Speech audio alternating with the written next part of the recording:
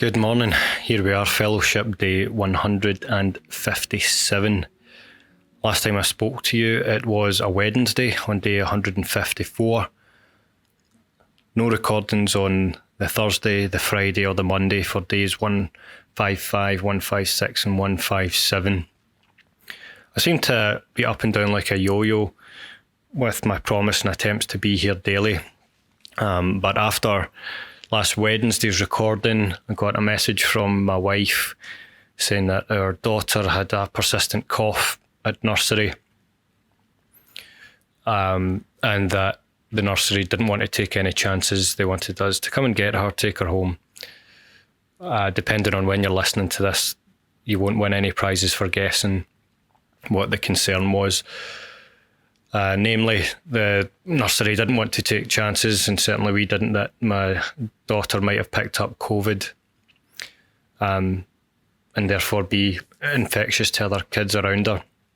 And of course, we wanted to be able to look after her as best we could. So essentially, all plans for that Wednesday got dropped. I booked a PCR test at a local test centre near our home. We picked up our daughter from nursery, took her home, took her for a rather horribly invasive test, one I didn't actually fully appreciate.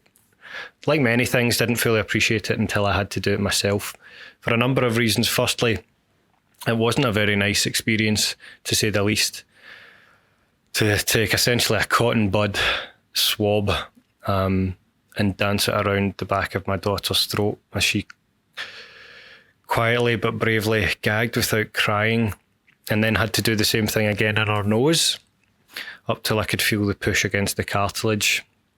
Both horrible, both felt very overly invasive, but it was a case of needs must at that time.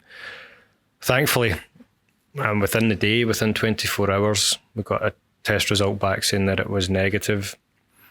It so happened around the same time that she, like I did when I was little, suffers from the occasional nosebleed. And we suspected she might have, swallowed some of that blood or aspirated it so that she was coughing it back up out of her throat and out of her lungs a little bit. That sounds a lot worse than it actually is.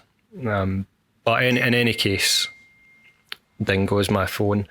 But in any case, that was the start of a Wednesday, Thursday, Friday attempting to work from home, and indeed Monday this week as well.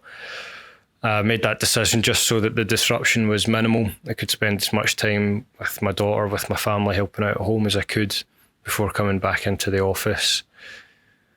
And there brings us to today's theme. It reminded me of something I'd written a while back about the difference between plans and strategies. And one thing about this sort of fellowship is, well, essentially at the point of applying for it, being able to show and demonstrate long-term thinking, long-term planning, assignment of tasks to certain team members, including myself. When are certain projects going to get done? When are people that I'm hiring going to overlap with one another? Where are the milestones for certain tasks getting done? Where are our flags in the ground to say that that's a job done, we can move on to the next thing? And anyone who's done anything like this will know the deep sigh that comes with hearing the term Gantt chart. That seems to be one of the go-to elements with which you apparently show your ability for this long-term thinking, and I certainly did that. And to be honest, I still do on occasion refer to it to see where we are now versus the whimsically ambitious plan that I had in place nearly 2 years ago when I first put this fellowship bid together, before it was anywhere near a success. The cynical way of putting this is that Gantt charts are art, but they're not the art of war. A lot of people just plain don't like them. They feel they're needless or just poorly misrepresented, not representative, I should say. But you need to go deeper than that to understand what I'm getting at. So I say they're art, but not the art of war. So they can be very colourful. They'll cover several cells of a a nicely put together table inside your spreadsheet package, and look beautiful and staged and dressed for success. They're artistic. They are art, but they're not the art of war. They are not the ability to step back and see the bigger picture, and a picture that isn't static but dynamic.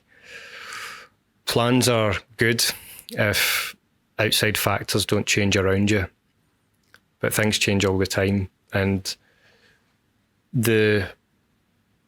I think one of the real skills in leadership, as far as I understand it, is the ability to dance with the outside changes that aren't within your control, to practice the art of war, as in thinking about strategies as opposed to plans. Your original Gantt chart in your fellowship might have been plan A. The art of war requires you to think about plans B, C, D, E, all the way through to Z or Z, depending on what part of the world you're from, and perhaps even beyond. It's the ability not to stick to the plan, but to have a flexible strategy towards your goal. I think, in my case, as I've just described, with, having plans for last week knocked out the water with what happened to my daughter, there were still ways to move forward in the goals of my fellowship, the things that I selfishly wanted to do for professional reasons, without sticking to what my original plan was for that week or the week later. Things had to change. I had the kindness of my team members to help take on certain roles that I couldn't, when delegated tasks to them that they're more than capable of leading on. I pulled some other tasks forward that were easier to do from home. All of it was different from what I might have artistically put down in a to-do list or a Gantt chart for the previous week or so. But all of it was changing day to day just because of what happened. But all of it, another but in there, was still moving towards the goals of what we wanted to achieve. So, I spent a lot of time programming because it was a nice solitary task that I could do from home. I finished reviewing a research paper. All things that would have been in a different order had the week gone smoothly. But this is just one, perhaps overdrawn example here of things that are likely to happen a lot, especially over the course of a long-term fellowship. This is something that are very likely to be doing for the next 4, if not 7 years and beyond.